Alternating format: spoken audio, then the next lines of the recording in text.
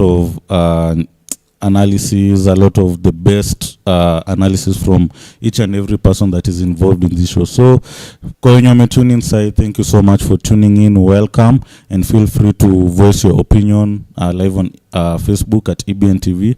And we are glad to be here once again. Happy New Year 2026. Yeah, anajua some of us were wondering tumeenda wapi. Yeah, kulikuwa na some technical hitch, so we always start at 2. So today unfortunately tumeanza at 3, but it's always from 2 to 4 p.m. where we talk about everything sports and we dissect everything that is there.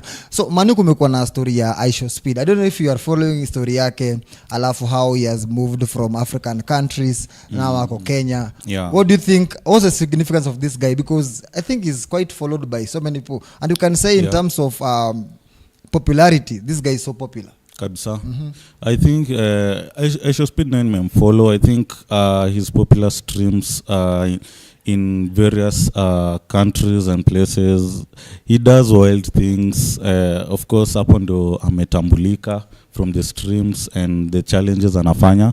But I think here in Kenya, it has been more wild and more venye umesema record breaking, because I think tanguanze the Speed in Africa tour, the African tour, and I think the Kenyan stream, the Kenyan tour ndo imekuwa the wildest, ndo break record ya the popular stream, surpassing the other countries. So, and it's still continuing. Right now it's still live. So it's also adventurous for him to know this country, and also pia wale wase wenye wanamfuata na wajui Kenya. Sai Kenya imekuwa exposed pia kwa wale wase wa majuu wenye, you know, they have other thoughts about Kenya, but wakiona Speed going to various challenges, kiona the matatu culture kwanza, it's so adventurous, to expose us a country. It's also marketing us, and it's quite a nice thing that is happening in our country. Yeah. Now looking at by the 2027 ndio mwaka yetu ya hosting the Afcon, na wakati ali take off from KCC helipad area, akifanya 360 movement around Nairobi city, alipitia hapo Talanta Hela Stadium. I saw some people ati wanasema ati Ruto wanaja advertise, why are we, kwani Aisho Speed amekuja Kenya ku promote the government ama ati kwa payroll ya government or stuff like that. But I don't know, mimi personally think it is more about showcasing who we are, because Talanta Hela will be used for the Afcon 2027 na vitu kama hizo. Do you read too much into this, ama ni Kenya wana overreact? Because I don't know.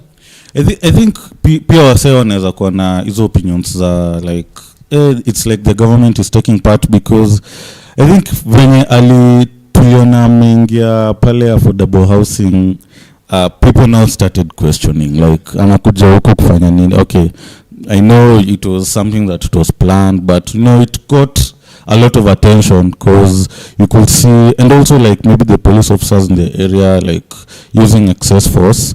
I don't know, people have different opinions, but for me it felt like kwanza venye ilianza and alikuwa napelekwa places ilikuwa tu sawa, but kuna places alikuwa naenda kama affordable housing, people started questioning, people started saying it's like the government is involved, you know, and also the president welcoming. Okay, it was bringing a lot of reaction out there, but on the other side, I feel like it's still people. He's also having the time of his life streaming in Kenya, exploring different places. People can have different opinions, saying that, you know, kama maybe alingizwa safari rally with that driver, people could, maybe walikuwa nasema ingekuwa huyu, ingekuwa msi mwingine, maybe government, you know, people have the different opinions, but all in all, he's still having his great time in Kenya, and us as Kenyans, we are so proud. Yeah. Yeah, ni kitu poa, and we are looking forward to how it will end, because it's only in Kenya, tunaitanga the capital city of Africa, where alipata the highest viewership na pia akapata a lot of subscribers. Na remember ametembea mpaka Rwanda, alafu pia nimeona majirani zetu TZ wanasema ati tunashangaa sana Speed na kuja Kenya na hawezi pitia TZ, tunasema tunamwambia hadi Ethiopia. So yeah, it is eliciting a lot of reactions and we love it. Ronnie, happy new year and welcome back to the show. Tunaongelea kuhusu Mr. Speed, I Show Speed. Then tumeona pia the story of Omanyala. Pia hiyo imeleta a lot of talk of town tukimalizia before we dive into now the footballing matters. Tumekuwa na issue. Omanyala was supposed to race him. Tumeona I Show Speed akirace against a cheetah. Alikuwa anataka jana kurace against a lion, akaambiwa hii lion bado it's too wild for him. Asijaribu for now. Maybe we don't know if atafanya leo juu ya Masai Mara or something. We were looking at it tuone. But do you think Omanyala was okay? Because alikuwa anasema unless apewe 6 million he's not going to race this guy. He's not doing anything for free. So do you think it's a missed opportunity ama alikuwa na a reason to demand for cash to race I Show Speed? On one hand, it is sort of valid for him to ask for money, but then again, I feel like it's a missed opportunity, because if you look at the following that Speed has, he's going to showcase him on a global platform, not just the US platform or maybe his viewers. It's a lot of people who are going to be watching him. Just yesterday, he gained around 230,000 subscribers, and they're still going up today. So that those would have been a lot of people who are going to be seeing Ferdinand Omanyala and what he can do. Not just the professional or the athlete side of him, but the other maybe side of Ferdinand Omanyala. So personally I think it's a missed opportunity, and I was looking forward to maybe seeing them race together, but unfortunately for him, he decided to go for the money. So it's a missed opportunity for him. Yeah, because nakumbuka early race against Usain Bolt. Now we all know we can't compare. Okay, with all due respect to Ferdinand Omanyala, Usain Bolt is global. Now Usain Bolt, I'm not so sure if he asked for money, but uliona vile ilienda viral. Usain Bolt versus the guy has even raced with Cristiano Ronaldo, played football. So kwa mimi nilikuwa nashindwa Omanyala what are you doing, but anyway, as you have said, maybe akona reasons zake, but technically speaking, when it comes to global marketing, kwangu kidogo Omanyala mwenye alikuwa advice hapo kidogo ni kama hakukuwa nakutakia nyota yako aliiba, but it's fine. So let us dive into now the nitty-gritties of the Kenyan football, because tumeona a lot of changes may happen. Tuanze na Nairobi United, wamevuta mpaka technical bench yote, players role wapandisha promotion, all of them wameenda. The last person amejoin Mathare juzi. So alafu tumeona bado FC Leopards ikiwa juu ya meza, although Gor ilikuja hapo temporarily wakati fulani, then FC Leopards came back, although we are aware Gor Mahia wako na 2 games in hand, which also you can't just count them as wins. But starting with Manu, do you think FC Leopards wanna ride on luck, or finally it is time for AFC Leopards, which is now also represent Arsenal Football Club? Team yote inaanza na AFC. Is it time for them now to shine or something? I think this is another season whereby we need to see another different opponent or a team winning the FKF Premier League or Pesa League. We saw that with last season, Police FC, they stood to their ground and they won the league. Now, this season, it's also competitive. Now we can see FC Leopards, they're in the position whereby they are expected to be. Now the issue is about maintaining that lead, because there's a lot of pressure behind the table. You have Gor Mahia who are still coming. There are 2 games behind. Na wameachana 3 points. FC Leopards wako na 30 points. Gor Mahia wako na 27 points. But all in all, I think FC Leopards, the fact that kwanza wamefika hiyo top position at the number 1 spot, it's like an achievement as a point of sort, because we've known how FC Leopards wamekuwa na their wrangles and some issues, whether on the pitch or off the pitch, or with the board, because a lot has been going on like past 2 or 3 seasons. So seeing them at the top spot, we can say there's progress there. But now the hard part, of course, it's maintaining that position. And I feel like with the process yenye wameenda nayo na ile progress yenye wanafanya so far, I feel like they can continue with the fight and the spirit to maintain it. Though it won't be easy, because Gor Mahia wanaendelea kupush. We are also talking about Kakamega Homeboyz wenye wamekuwa na season fiti sana so far, but wameslip into the 3rd spot. So bado kibarua iko ya FC Leopards ku maintain your top spot. Yeah. That's a good one. Ron, tumeona pia tulikuwa tuna expect Kenya Police, Nairobi United because ya ile form yao wamekuwa nayo pia kupush for the title sana. Although sayata wako na 3 games in hand still with 20 points. If they win wataenda mpaka 29, which is 1 point behind FC Leopards. But also kuna pia Kenya Police, Gor Mahia na Kakamega Homeboys. But forms zao tu pia they're not something like we can like predict because tumeona Gor Mahia including Osni Baba Melive sayako huko na Jehe or na Jmehe or something in Lebanon anacheza huko. So do you think Gor Mahia they are suffering from recruitment ama ni just poor form ama ni dynamics na change vile mwana amesema hapa kwamba maybe it is time for new faces to be toppling the table?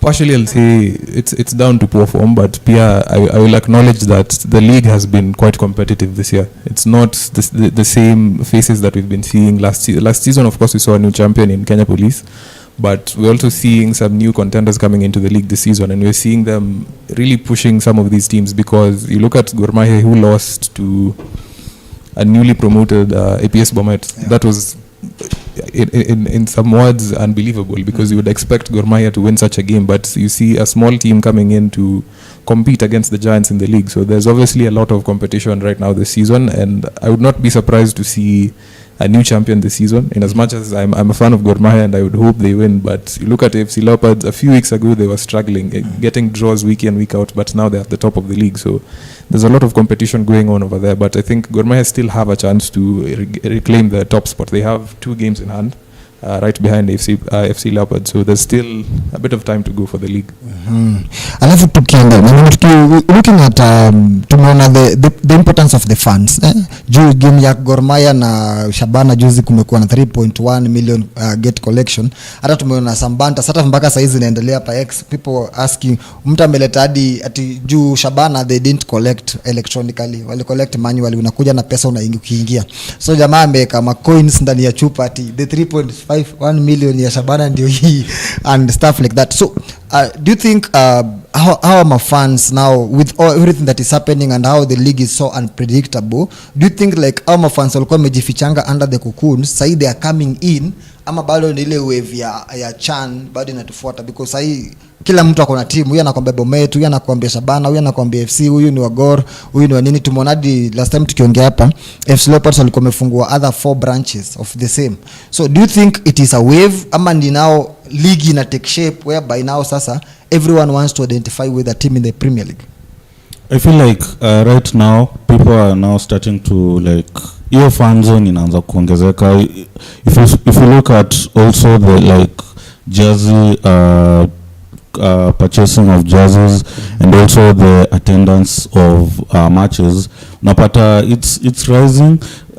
Chan just happened last year, but now we can say because Wavia Chan, I think ingekuwa Wavia Chan, I think bado ingeshuka, ingerudi back to the normal way. People not getting glued to the league, but right now, and also ukiona places whereby hata kama wasea hawawezi ku access maybe the stadiums, zile platforms zenye this games zinakuwa aired or being watched, unapata they are accessible to a lot of fans and Kenyans out there who want to follow up on the local league. So now inasaidia ku market the league, inasaidia ku draw the fans into stadiums, because a person who is watching this game now ni hiyo thrill ya mafans atataka kukua kwa hiyo stadium. So also these platforms zenye inasaidia ku watch hizi matches, inasaidia pia ku draw the fans, and also the banter in between various teams. People will select teams. People will really want to take a stand on a certain team. Mini wa Gor, of course, Mashemeji Derby ni example, and also hata hizi teams zenye ziko na huge fan bases. Mtu hata akisema ati ni msoa APS Bomet or these teams zenye zime come up, mtu hadi anaweza sema yes, sisi ndio wenye tulipiga Gor Mahia. They will be proud. So your fan zone inaendelea kuwa drawn into the crowd, and I feel it's inaendelea ku continue to na kuna hizo processes. I think venye nimesema banter, the platforms zenye ziko, and also social media. Banter also on social media because a lot of people are on social media, so that method yenye inatumika itaendelea kudraw the fans, not only kukua glued to the English Premier League or La Liga, and also market our league with the use of sponsors, platforms, and also the banter. Yeah, so I think kama ingekuwa wave ni kama tungeshuka, bado watu waange kuwa glued to the screen. So I feel like progress ya wasiku kwa drone, also ticket sales and all that, ni progress poa sana. Yeah. Ronnie, do you think we are now missing something hapa, let's say especially FKF na KPL, because sasa tumekuwa na a lot of fans going to stadiums, hata zile games we never expected fans to go and watch, sasa you wanna watch. So do you think tuna miss something maybe in terms of even bringing in more, making it more fun and exciting, especially having those fan zones? Kama unaanga Premier League, they decide maybe wanaenda live watching America in somewhere, alafu wanaweka big fan zone whereby now people come and watch football, enjoy banter, maybe win some merchandise. Do you think it is time for Kenya, maybe KPL, to excite even more people and try and move more people? And if so, how can we even tap into this fan base to grow it and also to maintain it?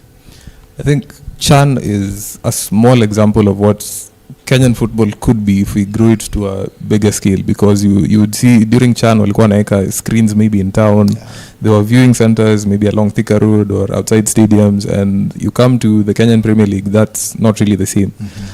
Even when it comes to viewing matches, unless you have the Azam decoder, you're not really able to watch on our local channels perhaps. So I think we really have to work on something over there. We have to bring the game to more fans, in that they will be able to watch from wherever they can access the game. So I also feel like we also need a lot of infrastructure in our football, because yes, we do have a few stadiums here and there, but one problem that we've been having in our football is that you see matches being cancelled just because a stadium is being used for a political rally or for some other reasons, and because of that it sort of reduces the viewership that we might have in terms of our game. So I think infrastructure has to be considered. We have to grow the game and increase the viewership of our league. And I also feel like we have to maybe promote some of the incentives for our fans, in that they might feel that urge to come and watch the games. It's not just they're just there to support their teams. There should be a bit of incentives for them to sort of encourage them. Yeah, that's a good one. I think FKF, if you are, this one will reach out to you. At least it's time for you to take advantage of Easy Vito, because hii mafans wameweza kurudi ground. Also the teams, FC Leopards, Gor Mahia, and all the other 20 teams in the KPL have fan zones where people can come and watch the game. Kama mko away, mafans wamebaki Nairobi, wasikuwe idle, get them somewhere they can follow the team, make your merchandise visible to everyone, because sasa tumeona hadi mademo wanaingia kwa football, they are watching. Kuna mwingine mwenye wanga ananibanta kila siku, ananiambia I know nothing about women football. Nilimchallenge nikamwambia one day I'll bring her here, aniambie why wananiambia hivyo kila siku. But it's good, because when you see women having this need for football, it means there are a lot. Okay, so FKF wamemaliza 1 year, tumeona there is a rango lenye imeendelea juzi. Herald Ndege, who is the Secretary General, also pia CEO wa FKF, wanasumbuana na Hussein. Na mimi ndio swali muuliza. Hussein looked like a breath of fresh air in Kenyan football, especially chenye alifanya ile extreme sports, ali bring a new league. Although former president, ule president Mwendo alimpiga vita kidogo, because I played extreme, it was so good. We used to go to City Stadium weekends, na have Saturday games, people come in multitude. It was good. But sahi, I don't know what can we say are some of the achievements za huyu jamaa with the president Hussein in 1 year in office, alafu pia maybe lessons that we can learn moving forward, because 1 year is good for someone to show something. So do we have something that you can say the new team in town imefanya for our football in general? I feel like he has brought that new breath of fresh air as far as football is concerned, and fans being glued for football locally. So he has done, you can say that huge change of regime. People really wanted that to happen, and we can say there's a lot that has been done. we can talk about the CHAN 2024 and the competitions that we've had. Kuna vitu zenye of course bado they are yet to be done. Hiyo kupush Talanta Stadium, kuna pia ile ku-endorse pia I think sponsors ama let's say global investors kama ni football. We also had our AFTV walikuja Kenya, you know, you ku attract kama ni outside wale influencers wa football wenye tunajua globally. Also president wa FIFA alikuwa area, so kuna hiyo ku attract ile inaitwaje ile influencers wale ma global influencers wa futa, waliweza kupatia attraction nataka ni sponsors. Okay, as far as now kujenga football and also kufanya nini inaitwaje words zinapotea, but I feel like there's more to be done for him. I think we need to be patient with him. Bado kuna vita, lazima kuwe na opposition in every person mwenye ana lead, lazima kuwe na opposition na of course lazima embrace, but I feel like yetu akiwa focus na kazi yenye anafanya and also kuglobalize hii ligi yetu, kuipopularize by doing improving 1-2 things kwa ligi, kama ni mambo na referees, pitches and all that, there's still more to be done. So in this first year Kenya amefanya kuna vitu maybe they were to be cleared first before anze ku regulate on the things zenye alikuwa afanye. So it's still fair, it's a fair year, good year of course, to attract fans back to football, wasiko na that different atmosphere, sile regime ya kitambo ilikuwa. So I feel like there's still more to be done, but so far so good for him. Yeah. So I think before we take a short break, alafu tutakuja tupige Afcon na the Premier League, alafu pia kuko na 2 major sackings. So my brothers, mwenye anatuambia there's a name that was being used, wacha ndaikumbuka after the break nitaitaja, about Chelsea and Manchester United in terms of how they operate. Jina inaitwanga hapo ni something brothers, I'll remember. So kumalizia Ronnie, tumeona influx of young players na kuna mmoja in particular pale Karibangi Sharks anaitwa Humphrey Aroko.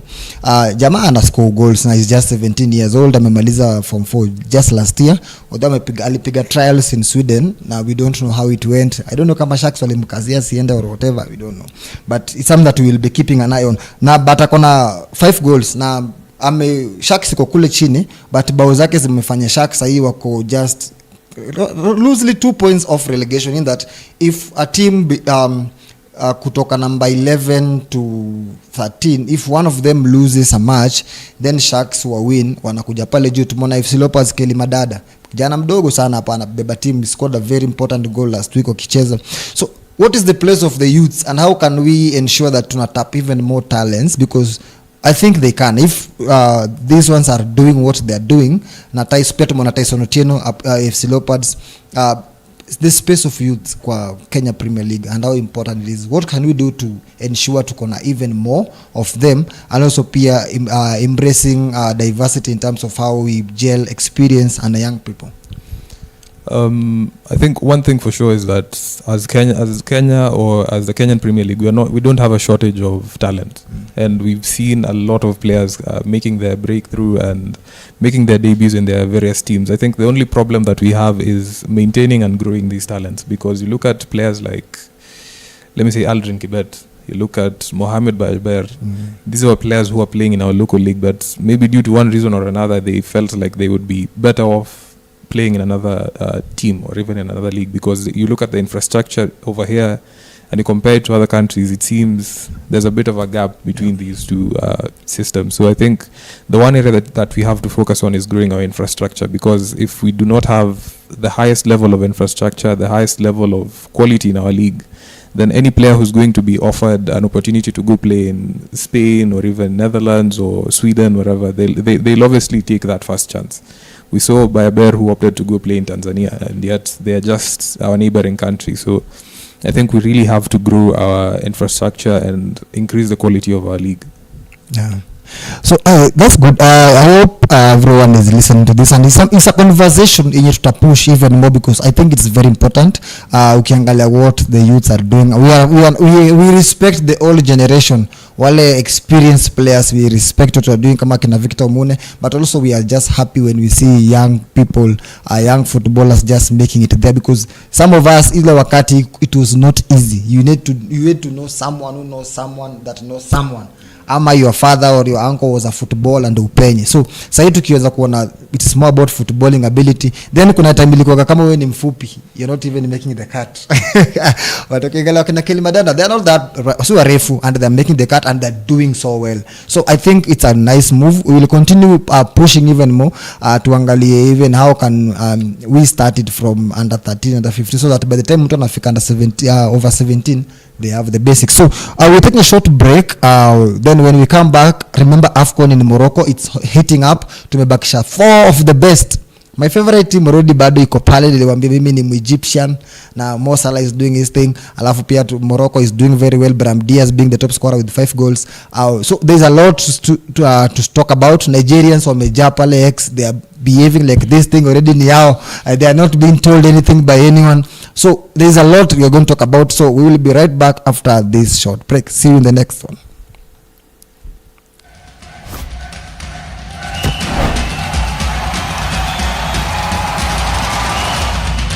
Takuwa hivi, but kuwa like ruthless, and it's of course that one striker amekuwa on fire. Of course the team collectively imekuwa, and ukiangalia also Morocco nimesema the home advantage, you know, they get away maybe with the slender leads because walichuja Tanzania and also yes, other teams in the quarter final.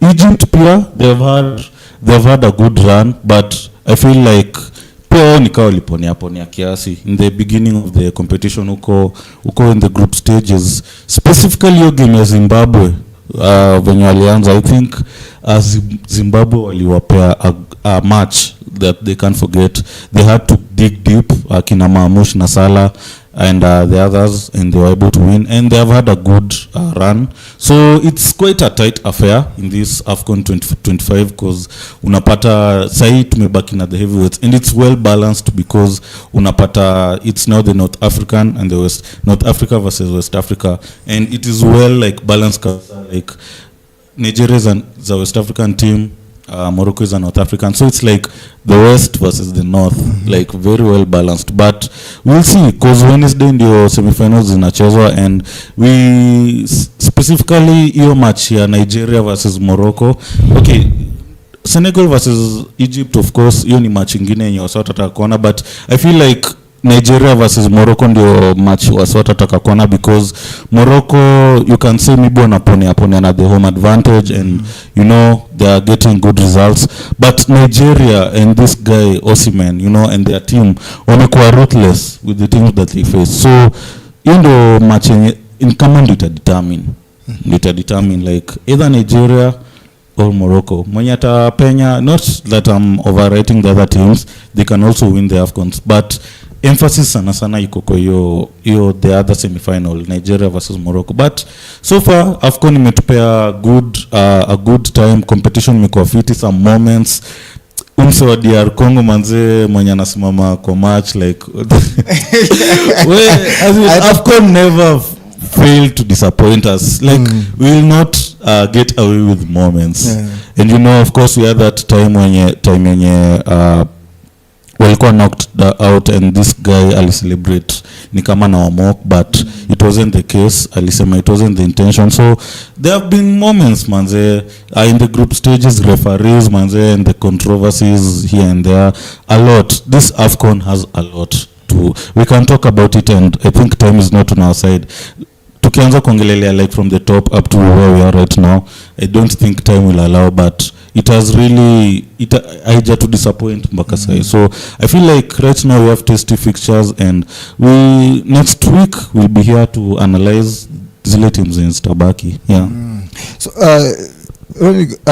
tuko na 4 teams: Egypt, Nigeria, Senegal and Morocco. Na honestly speaking, Egypt didn't have the best of a start, na hata mimi nilikuwa nishaanza kushtuka, huyu Salah ni kama anaenda nyumbani mapema and he will give Jimmy Carragher something to speak about, so it was really something. Then Nigeria wamekuwa tu on form since group stage to now. The same thing with Senegal. Morocco kumekuwa na controversy, mara kidogo referee anawasaidia, mara wanajisaidia, so kumekuwa na a lot of it, but not taking anything away from Brahim Diaz. He has been exceptional for Morocco all through. So of the remaining teams, do you still have is your favorite team still there ama washaenda home? Na kama washaenda home, backup yako ni gani? And how do you see hizi games mbili zinakuja, Morocco versus Nigeria, Senegal versus Egypt? My favorite team bado iko. I think for this particular Afcon I had gone for Egypt just because of Mohamed Salah. I'm really hoping he can actually bring something home for his country. And I think the dark horses for me are Nigeria. I would not have predicted them to come that far and to be as ruthless as they have been in this campaign.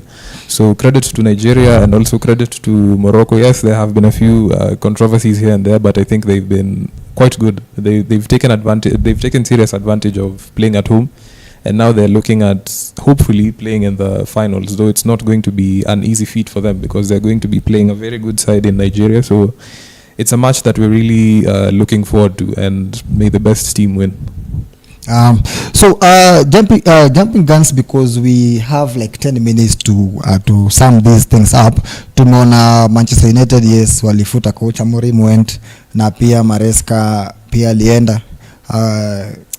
The name imekataa kukuja, but in the next show itakuja, but there is something about some two brothers iko kitu mahali. But what do you think is wrong? Because Chelsea, when it comes to squad depth, they have everything. Ukiangalia their purchases, wananunuanga more than 6 players per season. Na hii season we really thought they'll make it because tuliona Joao Pedro akiingia tukasema huyu ana guarantee goals pale mbele, atasaidia Palma. Their midfield is so solid. Enzo Fernandez and Moise Caicedo. Then wakaongeza Bobisiu, Garnacho hapo akakuja, so they have depth. Defense pia waliongeza 2 more people, as much as kukuwa na hiyo injury ya Colwill.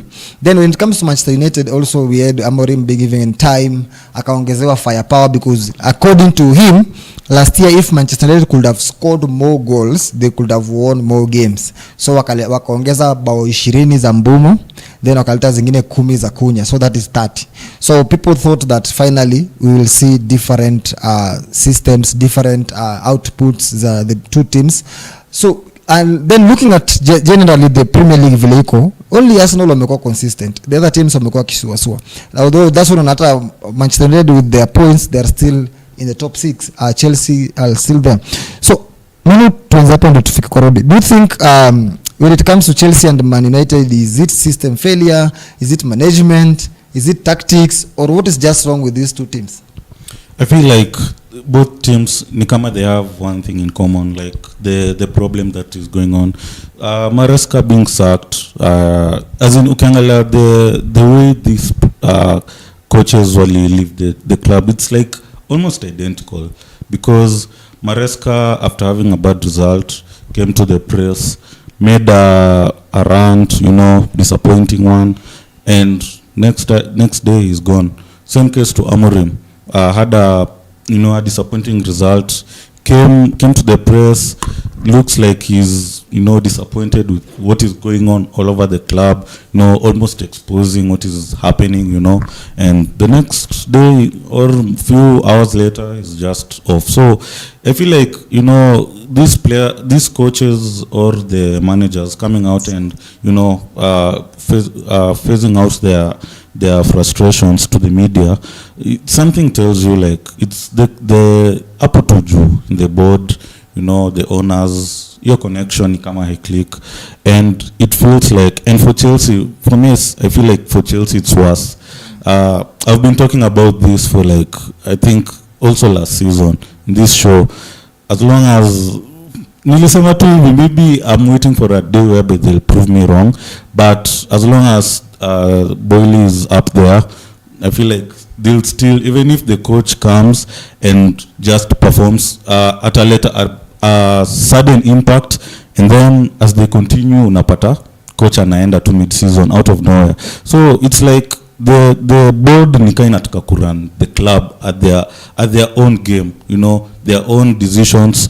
Kama hiyo story ya Maresca, nilikuwa nasikia Maresca alikuwa anasema, you know, hiyo rule ya like kama msame kwa injured, you know, it's like it's not him mwenye ana decide kama the player kama amekuwa fit now, si yeye ndo ana decide kama atakuwa the squad, ni kama the board, like hiyo rule, and he's very frustrated with, like he's not, that's why hata Amorim the same thing akianza kusema he's not a head coach, he's a manager, it's because kuna some decisions hapewi license ya kufanya, you know, with the board. So unapata it's frustrations coming, and it's just the system, you know, with the club. And I feel like also Manchester United looking for an interim manager or a manager that would run the club. I feel like they should look for somebody that will just come in and just maybe fit in with the system, and you know, things start to clicking, because Amorim is a quality manager, you know, he has done wonders. We've seen what he's done at Sporting, unbeaten runs and all that. Why mbona kuja Man U and then anaanza tu kuteseka out of nowhere? We can say the players, you know, are the problem. Of course, amekuwa na Asama, amepatiwa chance, a rebuild team, amepewa players, amenunua kina Mbumo, amepewa kina Seskondo, amekuja Kunya, but the same mistake is still going on. So I feel like the coach anaweza kuwa na flaws zake, but the most part I think is up there, the system. And also hizo stuffs are, you know, the board with the allocation of contracts, all that, you know, it's na hiyo kama kuna tear tu hapo katikati, ni kama board ndio wana decide everything. So mimi naweza sema tu it's more of identical venye tu alikuwa sacked, and let's wait and see, because now Chelsea wamesha move on. For Manchester United we have to wait and see. So yeah, that's how things are going on. It's brutal, you know, it's so brutal because we didn't expect, but it is what it is. It's the Premier League. Yeah. Do you think sacking the coach is always the right decision? Now, putting an example on Manchester United, because they are getting into a dangerous situation. Nimeona juzi wamekuwa, since Arteta came to Arsenal, Manchester United imekuwa na 6 managers. Now that's not something that we are used to. That's a Chelsea thing. Hao ndio wako na more coaches than the trophies they have when it comes to Premier League. So do you think we are running, Manchester United is running at a dangerous position? Ama una feel too, people always love hiding behind the coach in terms of his vitu. So who is always to be blamed when things don't work right? I think it depends. There's cases where maybe the manager is underperforming because the results are bad, then you can blame the manager. But I think in this case, maybe Manchester United and Chelsea, there's a bit of scapegoating going on. They're just sacrificing the manager so they can save the face of the management. Because if you look at Manchester United, yes, the results weren't perfect. Yes, he was not competing at the top of the league. But then again, you also realize he was just asking for players. That at the end of the day, that is what he did. In as much as the interview that he had at the end of his career at Manchester United wasn't a good look for the team, but he was simply asking for backing. And so they because their egos were a bit bruised, they decided to sacrifice the manager. But you also realize there's also a bit of incompetence going on, because it's been 1 week or maybe 2 weeks now. There's no idea on who's coming in as maybe interim manager or even the permanent manager. For Chelsea, it's a different idea because they already have a new manager. But for Manchester United, we're still in limbo. Who is coming in to manage the team? I also think that it was a bit weird that you hire a manager who is very persistent on playing a back three, and then you ask him to change the system when he clearly said that is not his thing. But simply because you maybe want to identify as other clubs because they're playing a back four, or you want to see this thing they keep calling the United DNA, but that's not his style of play. So you decide to sacrifice him because that's not his thing. I still do not understand what is going on with the Manchester United board, and personally I feel like we're in serious trouble, because you look at the players that Amorim signed, they were built for his system. Players like Matheus Cunha, players like Mason Mount, players like Brian Bomo, they're now staring at a possibility of sitting on the bench, because you're not going to be playing Ahmad and Bumo at the same time unless you play one in the 10 position. If you play one in the 10, Bruno has to be benched. Cunha cannot play in the same system because he was a 10. Now he has to possibly play as a left wing. So there's a lot of destabilization that has happened in that team. So we're not really sure what direction the team is taking, because even the board is not speaking. When Amorim won 3 games in a row, that's when Wilcox spoke up. Right now, everyone is silent. So there's a lot of issues going on behind the scenes with Manchester United. Now, just a follow up on that. Hii issue ya business and understanding where business and football comes in. Jason Wilcox, alafu tulikuwa pia before that kulikuwa na Dan Ashworth, and United paid money kumtoa Newcastle, and we felt okay, if they are paying to get someone, huyu jamani deadly. They bought Berarda from Man City, where he had made a very successful empire, whereby tunaambiwa kwamba yeye ndio alikuwa mpaka alienda leta Pep. So your wave ya Man City change and dominance, he was part of it. So a lot of people we had this hope, sisi kama Manchester United fan, like now we have a Newcastle, then Ashworth, who has worked with FA, has worked with Newcastle and has been successful. Tumekuwa na Omar Berada who has overseen City dominance. Alafu ndio tumeletoa Jason Wilcox, who was at Southampton, mwenye alileta a lot of incredible players kama Walcott, Chamberlain, so many Southampton players wenye walikuja wakenda Arsenal, wengine wakenda Liverpool, wakina Lalana and stuff. So we had so much, and that ukiingelia that structure on paper, you think you have so much of good brains with you.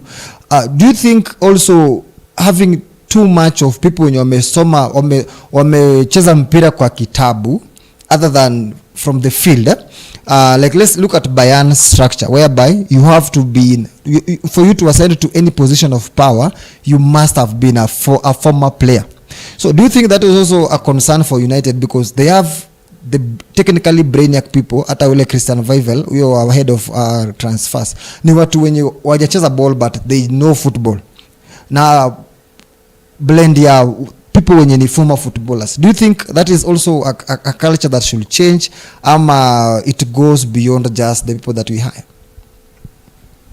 I think I'll take Amorim's words in that everyone should do their job at the end of the day, but you look at the structure at Manchester United, there's people who are encroaching into areas where they're not supposed to be dwelling in. Because you look at Wilcox, when he was hired, he was supposed to be the head of recruitment, and then he was eventually promoted to the director of sporting director, that is. So he started maybe meddling into issues regarding management and how the team is run, when that's not really his area of maybe focus. Because he also had a few rumors that also Sir Jim was meddling into issues about the team, that they should be playing a particular way, they should change the system, but that's not up to him. It's up to the manager and maybe the head of recruitment. So I think at the end of the day, in as much as there's these structures in different teams, there have to be boundaries. Everyone should observe and be able to know this is where you're supposed to work, these are your limits, and this is how far you can go, but not meddling into other people's issues. Yeah. So, Manu, where does the buck stops when it comes to matters, football recruitment, decision making, when it comes to tactics and stuff like that? Do you think the management, even if they are your bosses, different scenarios requires different things, but let us look at Arteta's Arsenal, whereby Arteta has influence over technically everything. Pep Guardiola has influence technically about everything. The same thing happened at Liverpool, but at Chelsea, coach ndiye atoke Maresca, he was clear, akasema kwamba anaambiwa kuna player akiweka bench, anaambiwa tunafaa tuuze huyu player next season. Ukimweka bench unataka tumuuze pesa ngapi? So where do you draw the line between business and interference? I feel every person should just do their job, and unaona ukiangalia season iko na objectives zenye the head coach anafaa achieve. So if everything like haija happen now, end of the season ndio sasa anafaa kuwa na meeting with the board. Si ati katikati ya season unapata, like for example for Chelsea, unapata Boyle ndio na recruit yeye ndo ana recruit players, yeye ndo ana run club, yeye ndo anaambia ana control hiyo injury protocol, you know, msaki kwa injured, so akirudi back to full fitness, coach hata ana hiyo license ya kumwambia okay, I can name you in the squad now because you are you know available. It's no boil, you know, haifai kuwa hivyo. Ukiangalia hizi setup za hizi clubs zingine na ukiangalia hata sai, they are very very like stable, hakuna hizo wrangles like ausikiangi ati board ati ko involve like for Arsenal okay, tangu hiyo time yenye tulikuwa na hizo ma issues zetu za board, tangu hiyo time I don't think we even see the board, the owners even katikati ya season wanakujanga kutokea maybe wana appearances, you know, just seeing how things are going on. But ukiangalia kama Boyle unamwona ako okay, ana make appearance, okay, he has to be there but because ana run the club, but now you can encroach like anasema ati this player should not be that, now up and do the line na unapata hata inakuwa disrespectful to now amekuwa hired. Okay, amekuwa hired by the recruitment, but now nikafanyi job yake yetu akutoa hapo like a prop or you know just to be seen their tactics nini minds, but now ile decision making ni kama yeye hawezi fanya hiyo stuff. So I think kunafaa kuwa na hiyo boundary, hiyo line yenye wanafaa draw between the owners wafanye their own part, kama ni sales, kama ni nini. That's why kuna hizo departments, kuna director of football, kuna head of recruitment, kuna Arteta akona staff yake, you know, lazima kukuna hiyo not I don't know, I feel like Chelsea and Man U, it's a good example of what is happening if a club is not being run properly.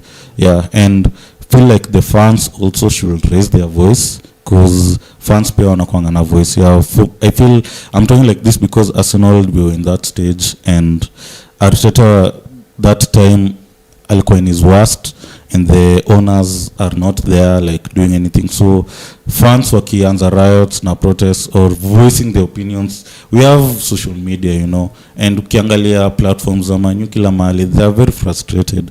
So I feel like boundaries, kunafaa kuwa na boundary ya head coach akiwa manager, yeye ndo anafaa kuwa na make decisions kama ni 25 squad list, kama ni everything, you know, anafaa kuwa na hiyo license. Yeah, so na club itarun vizuri sana. Yeah. So for 20 seconds, what do we do as footballers? What should Chelsea and Man United do moving forward? I'd want to say that there's light at the end of the tunnel, but for these two teams it seems like there's no real future ahead, because I still believe these issues are still going to come up, because they still want, let me call them yes men, people who are just going to implement whatever they want and not people who can stand up for whatever they believe in. So until we maybe sort of fix that, and I think we have to stop this idea as Manchester United that we are so hell-bent on former glory. We're so hell-bent on maybe whatever Ferguson did when he was still here. We still want a repeat of that, but we also have to understand that football has adapted over the years. The football that was being played before is not the football that is being played right now. So we have to also change things. And yeah, I'm still looking forward to seeing whoever is going to be brought in as maybe caretaker manager or permanent manager. We still do not have any idea. Carrick is allegedly leading the race, but we're still not sure. So yeah, all in all, I just want to say thank you for everyone who has watched this afternoon.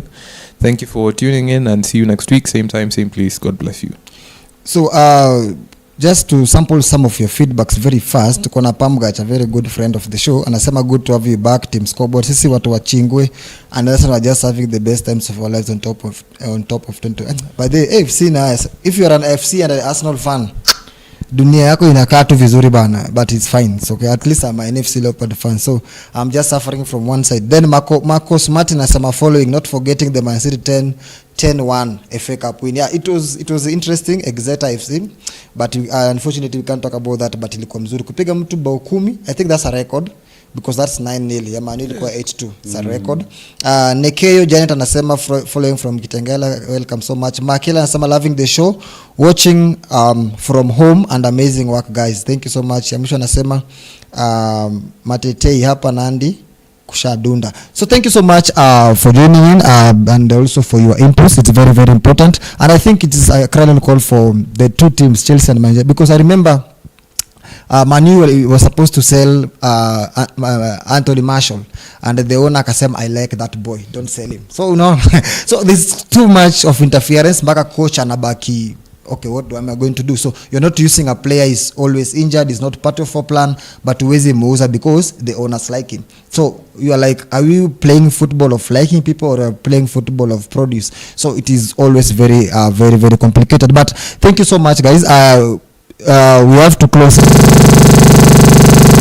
ahead of us. A director wetu anataka kutumaliza hapa. I will surely, we will all see you surely next week on Monday from 2 to 4 p.m. Thank you so much for engagement. Thank you for everything. Let us continue the conversation on our Facebook page, EBN TV, where we'll also be engaging even more. Thank you so much, and see you next week on Monday.